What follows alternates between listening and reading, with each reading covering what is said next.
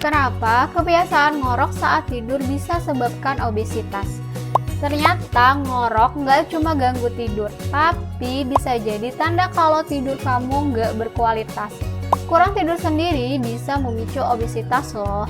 Berdasarkan studi dan penelitian, anak-anak yang kurang tidur beresiko 92% lebih tinggi alami obesitas saat dewasa. Bunda jangan biarin aja obesitas pada anak ini ya. Karena obesitas beresiko pada komplikasi kesehatan seperti sebabkan kadar gula tinggi dan masalah jantung. Nah, biar si kecil nggak obesitas karena tidurnya nggak berkualitas, redakan ngoroknya segera yuk. Nggak usah bingung bun, kan ada madu Flybi, madu racikan dari beberapa bahan alami seperti ekstrak daun pegagan, ekstrak daun cakar ayam, ekstrak buah mengkudu, dan ekstrak daun saga.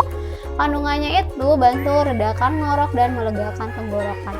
Cukup 3 kali sehari rutin setiap hari. Aman kok, kan Flybi udah BPOM. Yuk bunda langsung pesan aja.